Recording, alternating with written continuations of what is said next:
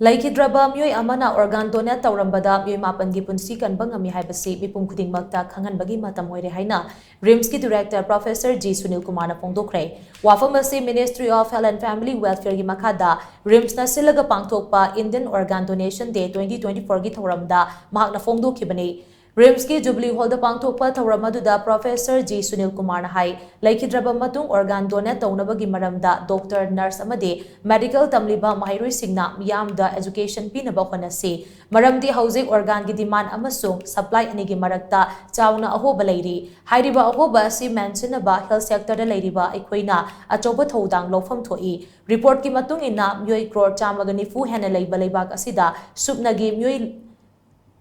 Lak ama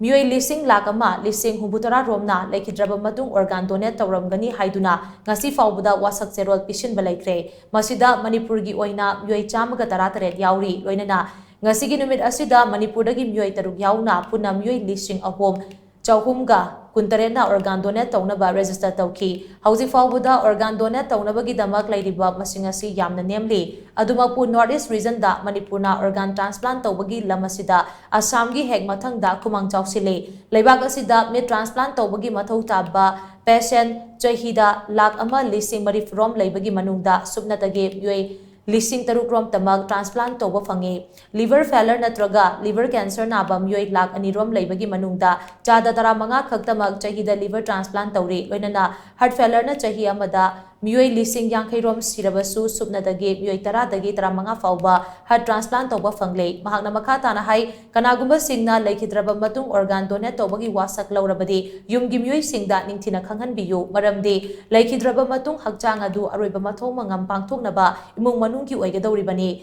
Meeoi aduna hinglingaida organ donate togani hairamlabasu madugi knowledge adu imung manunggi Meeoi singda lehaudrabadi kanaba fangloi haina Professor G Sunilkumar na makata na phongdokhi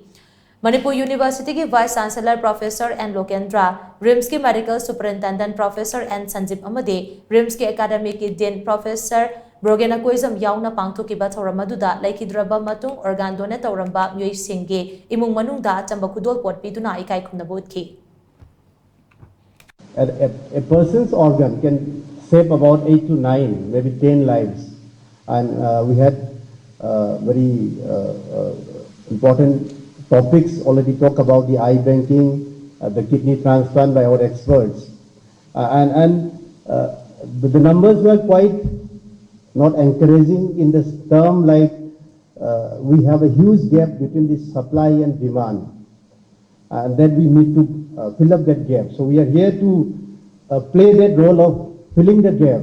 How as a doctor, how as a nurse, how as a student, we have to inform the society how we can increase the number of donors. And also our expert talk about the types of organ donation, so I'll take few minutes to again repeat on that, because there's a very important message to everyone. Like we have two types of donation, we all know. One is the live donation, like liver and kidney transplant, we are keep on seeing, and also we have already come into the wave of doing a transplant.